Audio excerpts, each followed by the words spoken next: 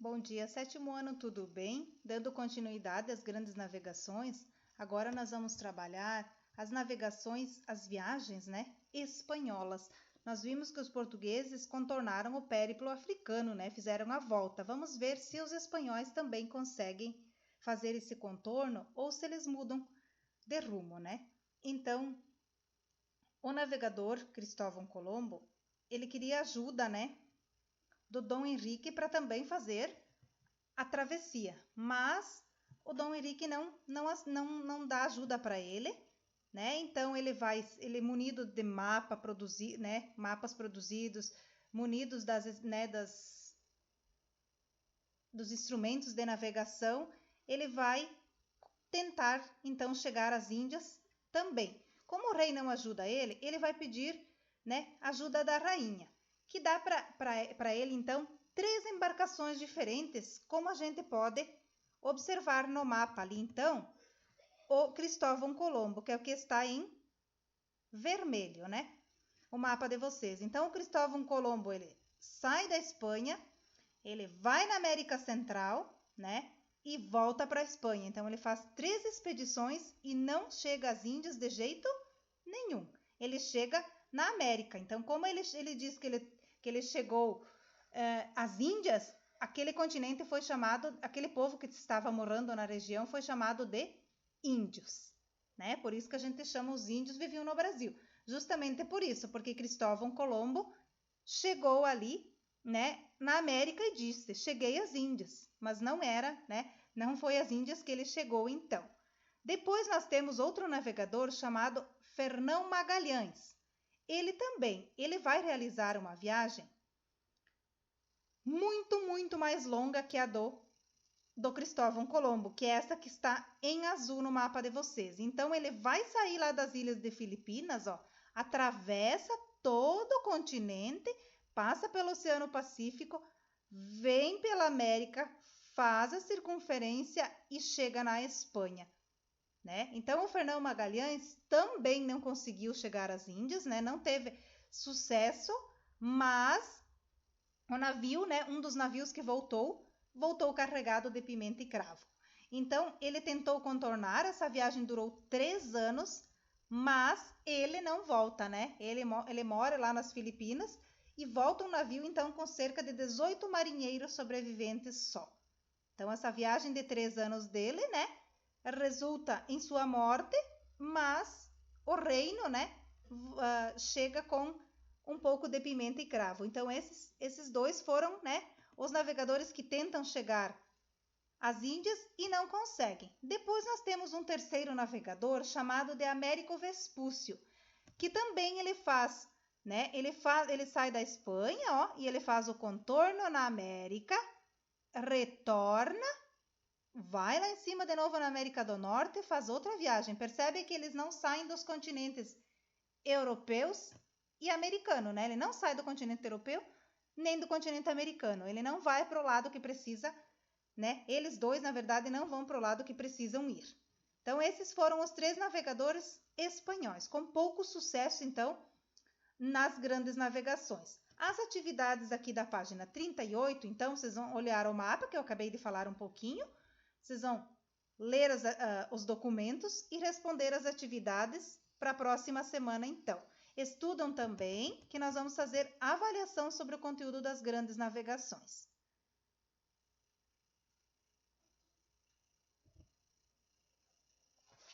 Agora, então, nós vamos trabalhar novos mundos e a divisão de novas terras. Então, Portugal e Espanha, como haviam contornado, o território, haviam dominado a África, chegado às Índias, eles dividem, Eles dividem, então, esse mundo em 2 partes, As terras que eles encontraram, eles dividem entre Portugal e Espanha. Eles fazem inicialmente um tratado, que vocês observam no mapa ali, Então,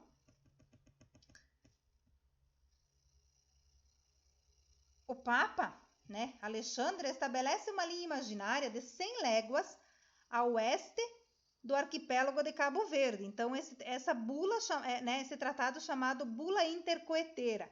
Então, ele divide aí, o lado direito meu pertence a Portugal, o lado esquerdo pertence à Espanha. Aqui do lado também, mesmo procedimento. O lado direito é Portugal, lado esquerdo é Espanha. Mas o rei português não aceitou a decisão do Papa. Ele questionou, ele disse que não, que a Espanha tinha ficado com muito mais terra, né? Que Portugal tinha ficado com muito mais terra, que a Espanha tinha ficado, né? Eles começam a questionar. Então, foi assinado um novo tratado no ano de 1494. Esse sim teve validade, na verdade, né? Chamado de Tratado de Tordesilhas, que é esse que está em roxo no mapa de vocês. Então, ele dividiu. De novo, direito ficou para Portugal, esquerdo para Espanha. Então, praticamente, né, toda a América pertenceria à Espanha. Esse tratado, então, ele permaneceu por muitos e muitos anos e mais tarde ele foi desfeito por ambos os países. Então, se o Tratado de Tordesilhas hoje pertencesse, né, tivesse ainda, nós seríamos colônias espanholas. O ano que vem, vocês vão trabalhar toda a colonização espanhola e portuguesa. Aí vocês vão entender também esse Tratado de Tordesilhas. Depois dessa divisão, então, surgiram mais países da Europa que descobriram as grandes navegações, né? E começam a subornar os navegadores, querendo os mapas, querendo os lugares onde tem a especiaria. Por quê? Porque ela é muito valiosa, porque ela tem muito valor na Europa. Então surgiu aí Inglaterra, França e a Holanda. Eles três começam, então, né, a tentar dominar essas regiões ali, mas Portugal e a Espanha já tinham dominado, né? Então eles questionam esse domínio, eles questionam esse Tratado de Tordesilhas, mas não acontece nada. E o que fazem então os ingleses, os franceses e os holandeses? Eles começam a praticar a pirataria para retirar riquezas desses lugares. Então eles começam a roubar as mercadorias de Portugal e de Espanha. Com o tempo, então, o restante da Europa começa, né, dominar as grandes navegações e os produtos vão ficando escassos. Por isso que a economia vai mudar ao longo do tempo. Isso, agora então eu vou passar para vocês um videozinho bem curtinho. Assistam, prestam bem atenção, tá? Que também é sobre as grandes navegações para estudar para avaliação. Voltam para a apostila, pessoal, sublinhem o que é importante, que ajuda bastante para a avaliação de vocês. Você sabia que no século XV eu era o ser mais temido pelos navegadores? Naquela época, as pessoas não sabiam que a Terra tinha a forma de uma esfera e achavam que o mundo era formado apenas pela Europa, África e Ásia. O Mar Mediterrâneo era o principal acesso da Europa para o Oriente. Por ele, os mercadores europeus iam para o Oriente comprar artigos de luxo e as especiarias que usavam para conservar os alimentos. Mas as cidades de Veneza e Gênova fizeram um acordo com os árabes. Eles traziam as mercadorias até o Mar Mediterrâneo e os venezianos e genoveses as distribuíam pela Europa. Com o controle do comércio no Mediterrâneo, essas duas cidades italianas passaram a cobrar preços muito altos pelas mercadorias. A economia de Portugal dependia desse comércio, e por isso foi muito prejudicada pelo monopólio italiano. Em 1453, ocorreu outro problema. O Império Otomano tomou Constantinopla e fechou a passagem pelo Bósforo, proibindo o acesso à Índia e à China. Diante desta situação, os portugueses precisavam encontrar uma rota alternativa para o Oriente, que não passasse pelo Mediterrâneo. Portugal é o ponto mais ocidental da Europa. Seu litoral é banhado pelo Oceano Atlântico e situa-se bem próximo do continente africano. Além dessas condições favoráveis, Portugal passou a assimilar os conhecimentos de outros povos e aplicá-los na busca de novas rotas marítimas. Muitas invenções de povos antigos, aprimoradas pelos árabes, foram apropriadas pelos portugueses. A bússola, o astrolábio, o quadrante, a balestilha, a ampulheta e as velas latinas. Aprenderam também com os árabes a elaborar cartas náuticas e a utilizar as técnicas de carpintaria naval. As caravelas foram a grande invenção portuguesa.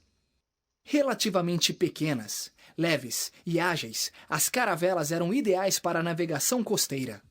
eram dotadas de velas triangulares, que possibilitavam navegar contra o vento e desviar de obstáculos. Em caso de ataque, mudavam o curso rapidamente e podiam entrar com facilidade em rios e estuários, manobrar em águas rasas, contornar arrecifes e bancos de areia. Esta versatilidade deu às caravelas grande vantagem sobre os pesados navios mercantes usados no Mediterrâneo. Com toda essa tecnologia, os portugueses lançaram-se na procura de um caminho para o Oriente, contornando a costa da África. Durante quase todo o século XIV, Portugal tentou contornar o sul da África.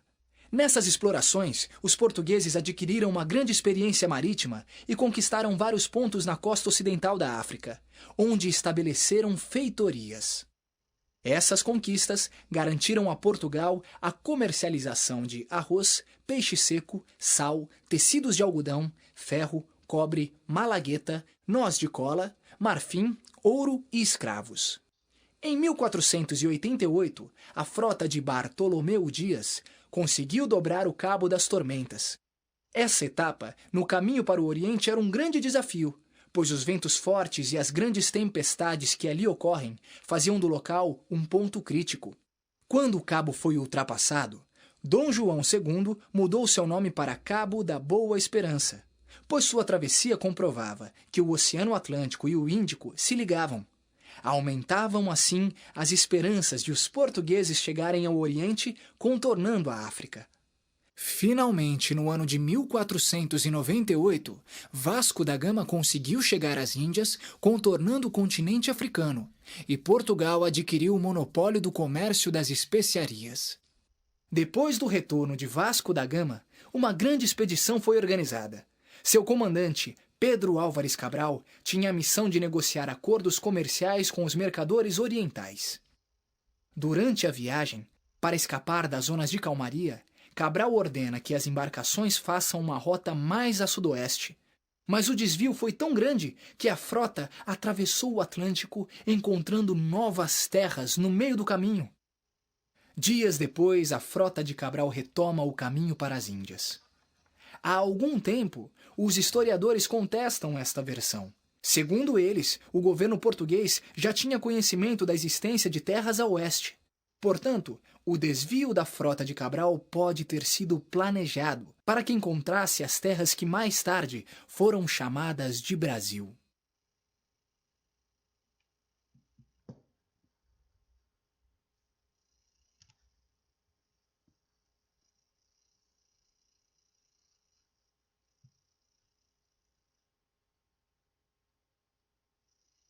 Isso, pessoal, então, né? Terminamos o capítulo das grandes navegações.